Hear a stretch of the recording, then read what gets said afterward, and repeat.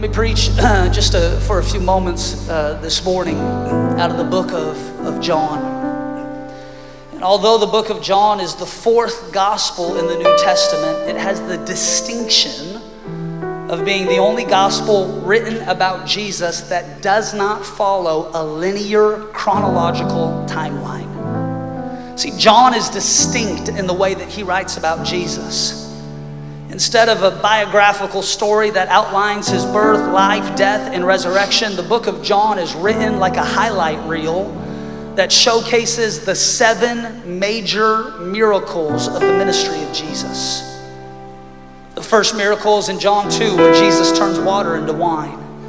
Next is in John 4, where Jesus heals the nobleman's son.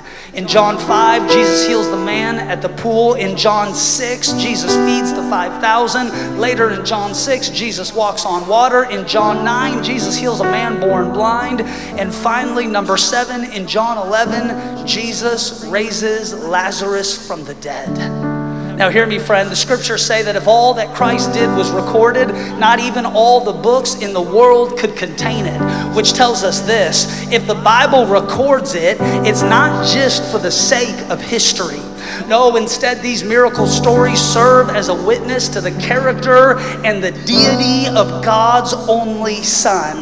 They are signs that draw us into wonder, that reveal to us the Father. Each of the 7 miracles in the book of John demonstrate the fullness of Christ's divinity and facets of Christ's authority. By the time that you finish this book, you realize Jesus has authority over the spiritual. He has authority over the natural. He has authority over the cosmic. He has authority over the demonic. And he even has authority over death itself. See, the Apostle John is the second most prolific author of the New Testament, right behind the Apostle Paul. John writes the Gospel of John, 1 John, 2 John, and 3 John, and of course, the book of Revelation. John was one of the first men to follow Jesus, and he was the last disciple to leave the cross. John was a fisherman on the Sea of Galilee who became an apostle to the churches of Asia Minor. John was just a blue-collar dude working for his dad, mending nets on his boat in the middle of the afternoon. And along came Jesus. He called John by name and he dared him to dream. John's life would be transformed. His world would be opened up. He never imagined what his yes to the invitation of Christ would lead to, but oh, what a life this fisherman named John was about to live. And here's what's interesting. People, including myself, naturally believe that the book of John was the 4th book to be written in the New Testament because of how it's positioned in our Bibles today. Matthew, Mark, Luke, and John. But did you know that its placement in the biblical canon actually has nothing to do when it was actually written? For in fact, John writes this gospel near the end of his life. As an old man, just prior to being exiled to the island of Patmos, John writes the story of Jesus. Which means this: by the time the book of John is written, execution has already ended the lives of the 11 other disciples. Heresies have already crept into local congregations. Division and sin have already torn apart families. Leaders have failed. People have turned their backs. Churches have split. Buildings have been shuttered. And yet in our minds, so often, we glamorize what it must have been like to be a Christ follower in the first century. Friend, it was more difficult than you could ever imagine.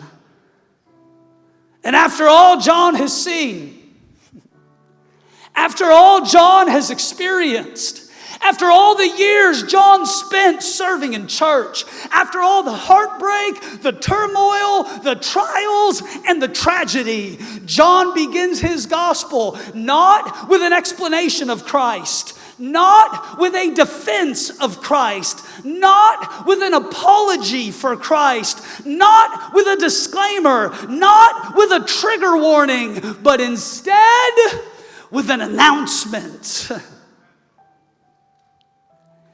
In the beginning was the Word, and the Word was with God, and the Word, it was God. He was in the beginning with God, and through Him all things were made, and without Him nothing was made that has been made. In Him was life, and the life was the light of all mankind. Oh, the light shines in the darkness, and the darkness cannot overcome it. And the Word became flesh, and it dwelt among us, and we beheld His glory, the glory as of the only begotten of the Father, full of grace and full of truth. And maybe, just maybe, this announcement from John is the best picture of success that you'll ever see. After all these years, after all I've witnessed, He is still the light that shines in my darkness. He is still the life that interrupts my death. And He is still the one whose glory we behold.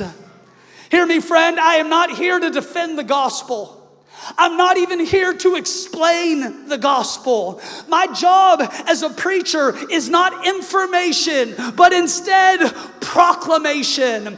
I can survive the worst the world has to offer because I've seen the best that this Jesus came to bring. I can survive the worst our culture brings to the table because I've seen the best that His hand can provide. How you gonna survive getting hurt in church? How you gonna survive getting tossed and turned by the waves of life? It's when you behold His glory that you discover His glory's been the one thing holding me together this entire time. And that brings us to John 2, which records the first miracle ever credited to the public ministry of Christ. And starting in verse 1, the scriptures tell us this: on the third day, a wedding took place at Cana in Galilee, and the mother of Jesus was there. And Jesus and His disciples had also been invited to the wedding as well. Theologians believe that by the time that Jesus does His first miracle at the age of 30, it is likely that the husband of Mary, Joseph, has already passed away. We're not sure about the nature of this wedding, but theologians, through conjecture, assume that it was likely a family wedding, that a cousin or an in-law or an aunt or an uncle was getting married, and so the family was coming together to celebrate. I can almost imagine Mary telling Jesus, now you got to show up at this wedding. And Jesus responded to her, well, if I'm going, 12 of my friends are coming with me. And they rolled deep on the wedding in Cana. See, now watch. Cana was an ancient city, just a few miles north of Nazareth. Cana was home to one of the disciples, a young man named Nathanael. Cana was the town where Jesus healed the nobleman's son. And Cana was the place at the age of 30 where the ministry of Jesus would be announced to the world through the miracle of water being turned into wine. Now here's what's cool. If you were to travel to Cana today, you would see a historic church that has been constructed out of limestone, which stands, watch, on the same patch of dirt where Jesus performed His first miracle nearly 2,000 years ago. And watch this. Today, pilgrims travel from all over the world to renew their marriage vows in this historic little church. It's interesting to me, Lighty, that the Bible begins with a marriage, Adam and Eve in the Garden of Eden. The ministry of Christ starts with a marriage at the wedding of Cana. And all of history will conclude when Christ returns and welcomes his bride to the marriage supper of the Lamb. There's a marriage in the beginning, there is a marriage in the middle, and there is a marriage celebration that we are headed to, not as the bruised bride of Christ, but as the spotless bride of Christ, where we will see him face to face. And the reason marriage is so prominent from Genesis all the way through Revelation is because marriage, watch, is a picture of the gospel. The church is the bride, Christ is the bridegroom, and there will come a day where the veil of the temporary will be lifted. We will see him as he is, and we will enjoy him forever.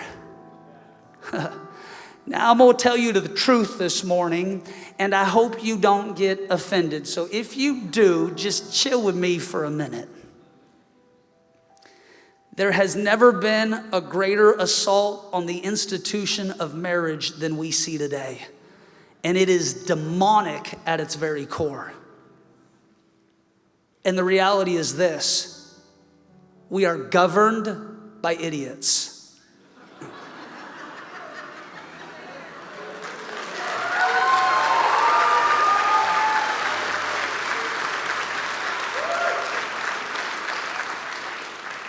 And before you think I'm being political, we got the spirit of dumb manifesting in both parties at the moment.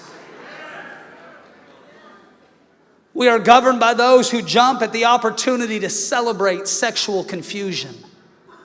Our elected officials operate with an arrogance that leads them to believe they can mess with marriage, rearrange gender, and play God, all the while avoiding the consequences associated with their actions. In the beginning, God did not create the bureaucrats in Washington, D.C., but he did create the heavens and the earth. He did create men and women, and he did give them the command to be fruitful and multiply. And if we're not careful, here's what happens.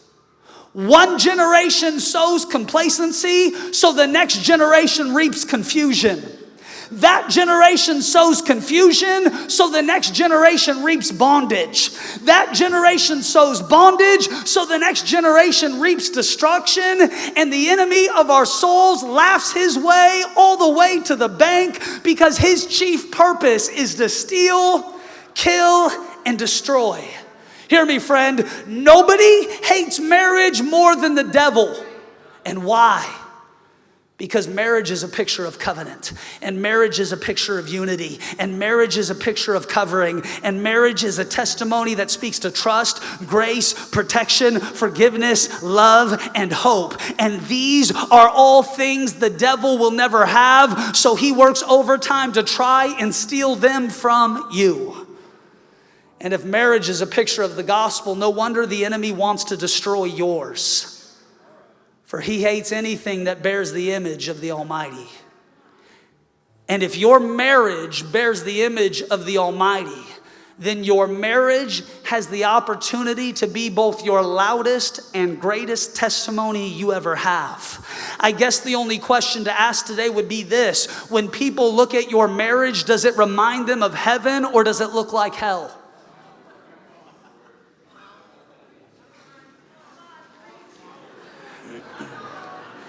Now I'm going to transition back into being nice for the rest of the sermon, but just, okay.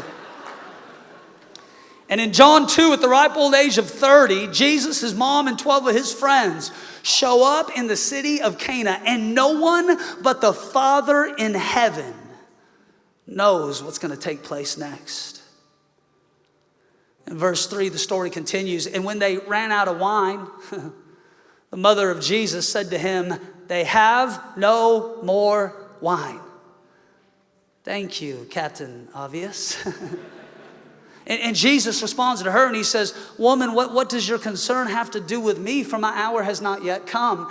Now, when we read that through the vernacular of our modern day syntax, it sounds like Jesus is being crude or rude or abrasive. But that word woman was actually a term of endearment. For at the age of 30, no Jewish self-respecting young adult would refer to his mom as mom in a public setting. And so he refers to her as woman, the same way that he refers to her while he hangs on the cross. And he says, woman, behold your son. And he speaks to John and he says, John, behold your mother. It was a term of endearment. It wasn't disrespectful, but he is communicating to Mary, what does that have to do with me? For my time has not yet come. And I love this. So his mother says to the servants, whatever he says to you, do it.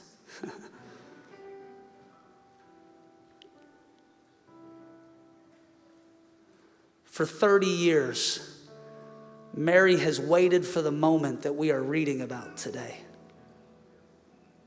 30 years ago, an angel named Gabriel interrupted Mary's mid-afternoon and said to her, you will conceive in your womb and bring forth a son.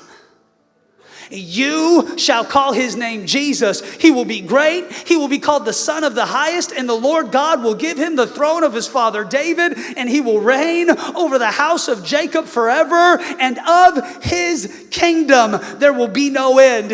And for 30 years, Mary has labored under the shadow of a yet to be fulfilled prophetic word. The most significant thing to be recorded of Jesus up until this point is that at the age of 12, his parents forget him at church. There's been no miracles. There's been no walking on water. There's been no taking 5 loaves and 2 fishes and feeding 5,000. There's been no dead men who have gotten out of their graves. There's been no demoniacs who have gotten set free. Mary has held this word in her heart, wondering, will today be the day? Will this year be the year? Will this moment be that moment? I know what I heard. I can't shake what that angel told me. I know everybody thinks I'm crazy. I know they're starting to disbelieve my encounter, but I cannot shake what I have been told, and I'm laboring under a word that is yet to be fulfilled. I don't know what Mary is thinking. I'm not sure if she'd been tipped off by the Holy Spirit. I'm not positive what leads to the dialogue unfolding in the chapter we are reading today. But after 30 long years, Mary is done with the waiting. There is no way Mary was going to waste the pain of being an unwed pregnant teenager. There was no way she was going to waste the pain of Joseph almost divorcing her, waste the pain of not being believed by her peers, waste the pain of being hunted by Herod. This is the moment, 3 decades in the making, where the word Mary has labored for is coming to pass. See, the wedding is out of wine. And although she doesn't blame Jesus for the lack, she makes it his problem to solve, because that's what faith does. Hear me, friend. My lack is not God's fault, but it is God's problem. And he is an expert at solving problems he didn't create. For he has promised to be my supply. He has never failed me once, and he won't start now. Now hear me. The gap between the problem you face and the solution you need is a gap so wide that only something as sacred as your faith can fill it. The problem is presented. We've got no wine. The feedback is given. Not my fault and not my time. And now there is a gap between the now problem and the not yet solution. And what you decide to fill that gap with will ultimately determine whether or not your solution will ever arrive. Mary has a choice. She can fill that gap with complaining, with grumbling, with whining, with self-pity. She can write a blog about how mean Jesus and his friends are. She can leave a 1-star review on the wedding venue in Cana. But instead, Mary decides to fill that gap with faith and expectation. And what comes out of her mouth next is more profound than we realize. Whatever he says to you, do it. Hear me. Faith is not a feeling you have. Faith is not a thought you think. Faith is not a crystal you bought on Amazon that you rub together while you manifest listening to weird music. Faith is a confession that comes from your mouth loud enough for your ears to hear it. Faith doesn't think to the mountains. Faith speaks to the mountains. Romans 10 says, confess with your mouth that God raised Jesus from the dead and you will be saved. Romans 4 says faith declares things that aren't as if they are. 2 Corinthians 4 says the evidence that we have the spirit of faith is that first we believe and then we speak. Faith doesn't care what you know. Faith cares what you confess. I think even for a lot of charismatics, we fall into theological agnosticism. Well, I believe God heals. I just can't remember the last time I ever had the faith to confess it over someone else's life. I believe God still does miracles, but it's easier for me not to get my hopes up, lest I be disappointed by the solution that is coming.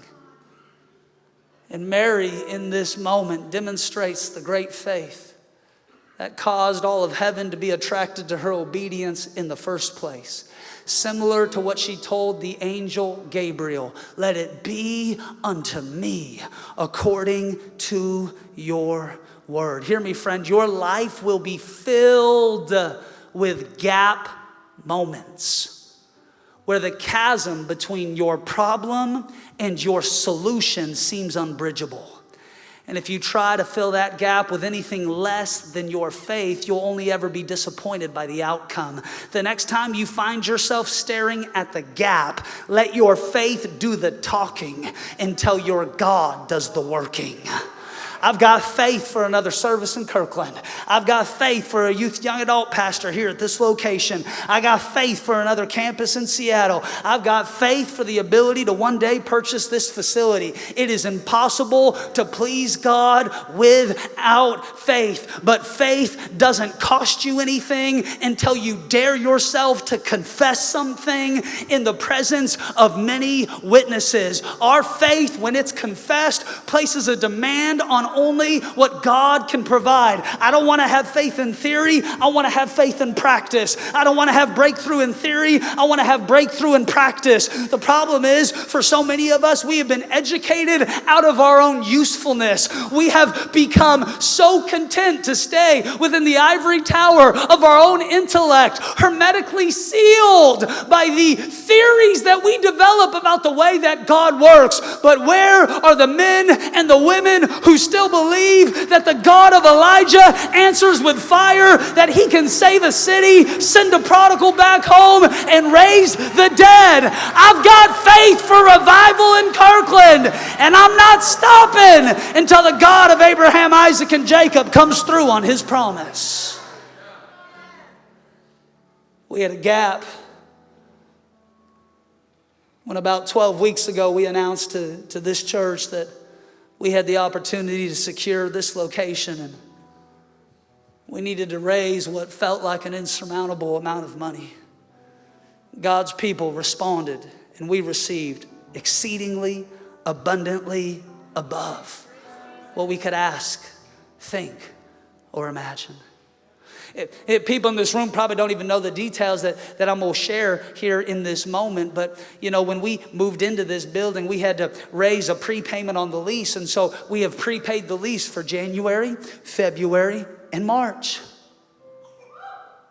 But I'm using my faith to believe that starting April 1st, we're going to have exceedingly, abundantly, above what we could ask or think, so that we don't get to April and go, oops, I guess we can't afford the vision that God's given us. Faith is always scary, and it never gets easier. But it's impossible to please God without this necessary ingredient. Now hear me. The fact that the wedding ran out of wine may not sound like an emergency to you, but you've got to understand this story within the ancient context in which it was written. A Jewish wedding would last between 5 to 7 days. These weddings were a demonstration of a family's social standing, a reflection of their reputation within the community. The opulence and the charity of these celebrations were seen as an endorsement and a blessing of the new marriage taking place. To run out of wine would have been the ultimate sign of disrespect, a slap in the face to the neighborhood, an embarrassment to the family, and a curse upon the marriage. But hear me, friend, in the Bible, wine wasn't just a drink that was enjoyed. Wine was a symbol that was used to represent the work of God's Spirit and the new covenant secured by Christ's blood. And in like manner, I wonder how many folks in this community have gotten tired of showing up to weddings without wine, attending services without the Spirit, sitting in churches without Christ, listening to worship without wind, and hearing preaching without power.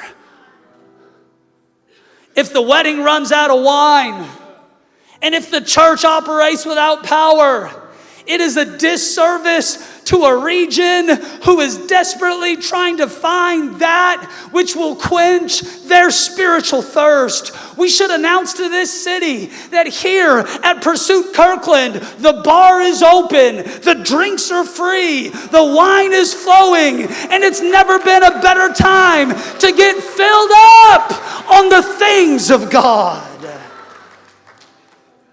And watch how the story continues. Nearby stood 6 stone water pots, the kind used by the Jews for ceremonial washing, each holding from 20 to 30 gallons each. And Jesus said to them, fill the water pots with water. And they filled them up to the brim. This is so interesting. A few years ago in the city of Cana, right near where researchers believe this wedding would have occurred, archaeologists were digging, and they uncovered large, ancient stone water pots, the kind used by Jews for ceremonial washing. The Jews believed that in order for water to remain pure, it had to be collected from a running river and then held within a stone pot. The water held within these pots could then be used for the washing of hands and the washing of utensils or the washing of any other elements whose cleaning required pure water in accordance with the Old Testament Mosaic law. These stone pots always held water. They never held anything else. That water was earmarked as pure and as ritualistically acceptable for the following of the Old Testament Mosaic law. And along comes Jesus and says, I'll take the water of your law. I'll replace it with the wine of my Spirit. And it will make you more clean than the law ever dared to imagine. The wedding at this point has likely been going on for several days. The stone water pots are likely empty or nearly there. So the disciples are instructed to fill them up. And whether they knew it or not, this was the beginning of the miracle that was about to break out. Now, hear me today. Before water was turned into wine, someone had to fill the water pots. Oh, it's easy to celebrate the wine. It's a little bit harder to be in charge of filling the pots. No one gets an award for filling the water pot. The crowds don't line up to applaud the filling of the water pot. The social media platforms don't blow up over the filling of the water pot. But before water turns to wine, someone had to be faithful enough to do whatever the Lord had asked of them.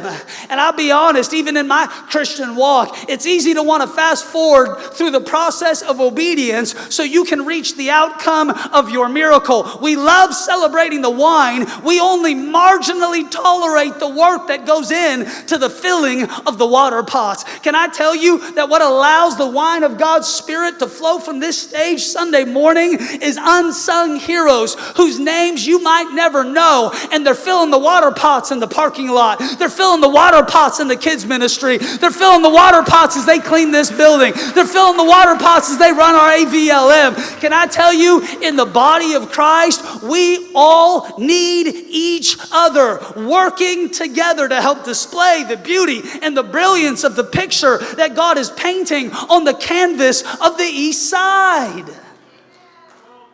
Now, do you know how much 30 gallons of water weighs?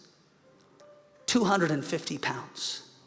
And that's before you put it in a stone water pot. This wasn't no hydro flask you throw in your back seat on your way to 24-hour fitness for your annual workout.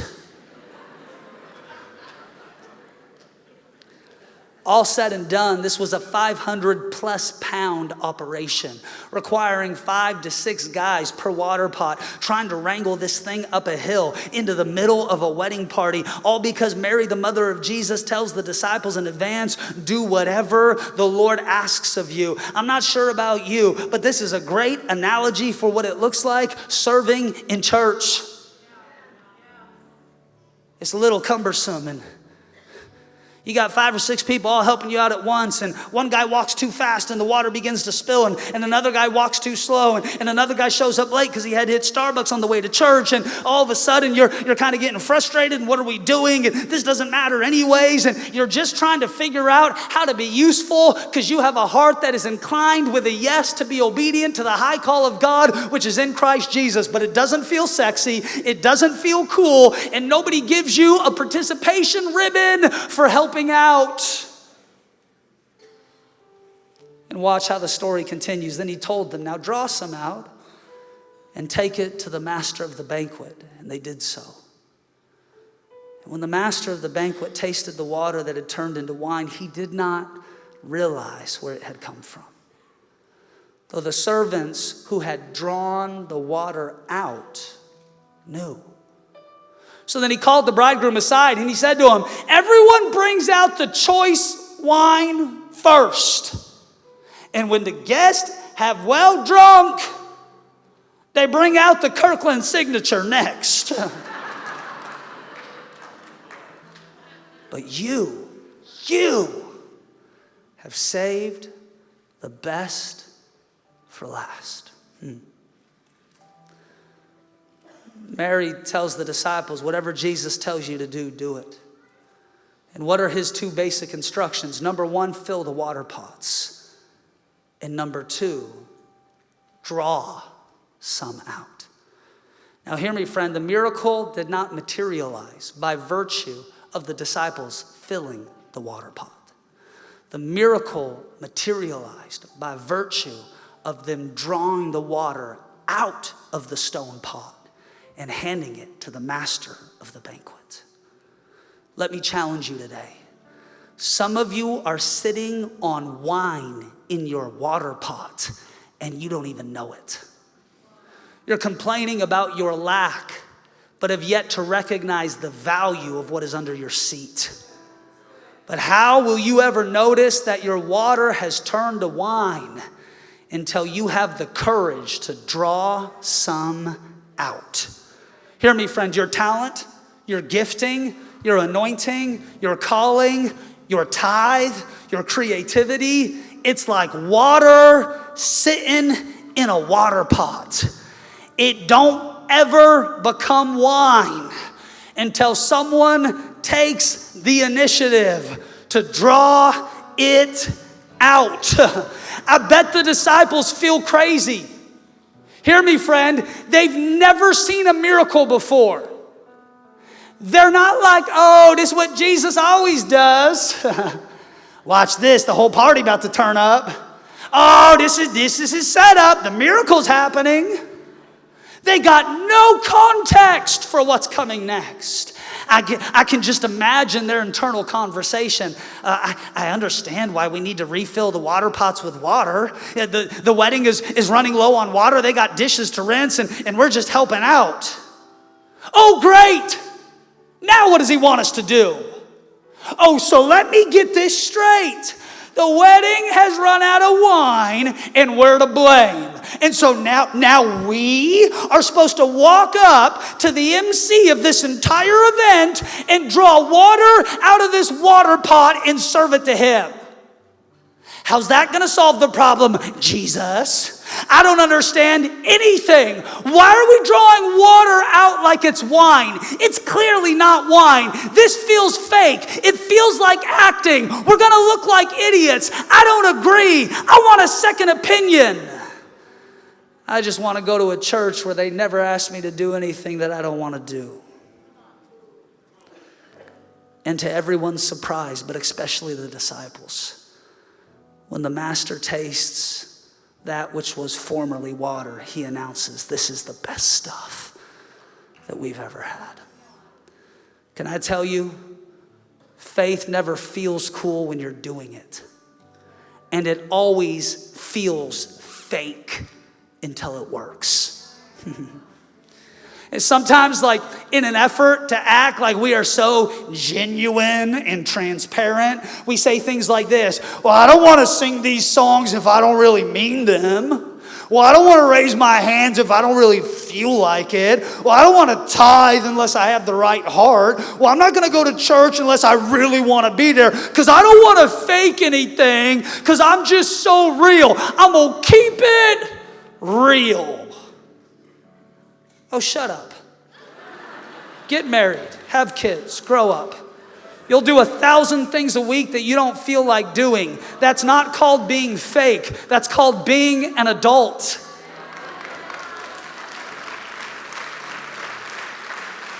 If I waited to be obedient to Christ until I felt like being obedient to Christ, I would literally never be obedient to Christ.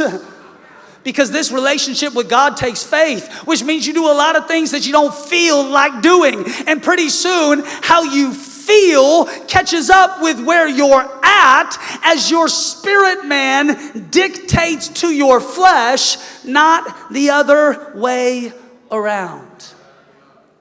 By the time I preach here in Kirkland, it's my third service. I'm already late. Team's going to be upset. Got to get back to Snohomish to preach a fourth service. Go home, take a quick shower, get ready to preach in Seattle for our fifth service. And by the time that we hit fifth service, I don't even feel like being born again. And you know what I have to do? I got to sit on the front row and lift up holy hands without wrath or doubting. Are you faking it? No, I'm faithing it.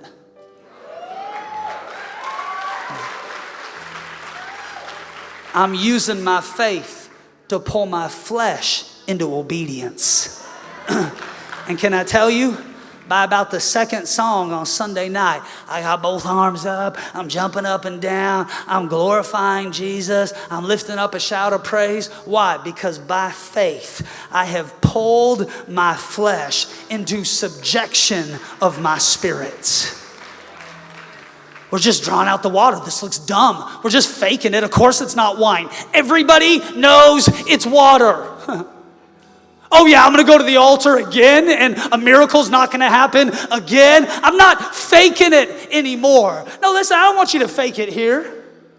This is not an appeal to just have some sort of performative spiritual experience on the outside while you're dead on the inside, but it is a call to radical allegiance and obedience to Christ. And the older you get, oftentimes the less that you feel it and the more that you have to faith it. It's not just that Christ can turn water into wine. He turns sorrow into joy. He turns common into sacred. He turns night into day. When my wife shared her testimony of overcoming sexual abuse last Sunday night, it was the water of her trauma being turned into the wine of her testimony. I'm telling you, it's time to make a withdrawal on the water that's inside of your water pots. Because I'm convinced that when we obey, God takes the foolish things of the world and uses it to confound the wise. Let me end here. I love the prophetic statement of the master of the ceremonies to the disciples who have gathered the water pots. Yeah. Normally, we get the best stuff at first. And I don't understand why you've constructed it in the way that you have. But you have saved the best for last. I'm so grateful in honoring of what God has done specifically in this church over the last many decades, but more broadly in this region. Through people who I consider heroes of the faith, some who have passed on to glory. I'm so thankful for what they have laid down in pursuit of the high call of God. The voices who cried out in the desert believing for a cloud the size of a man's hand to begin to rain. We are here today standing on the shoulders of people who have labored, who have come before us. We are reaping from vineyards that we did not plant. Hear me. I am so thankful for the legacy of spiritual heroes on the east side. But with that being said, I am more convinced than I've ever been before that the best wine has yet to be drunk. The best churches have yet to be started. The best move of God's Spirit has yet to be experienced. And you're sitting in the right church, worshiping the right God, here at the right time to see Him do His best work in and through your life. This God always saves His best for last. Come on, would you stand as we close this morning?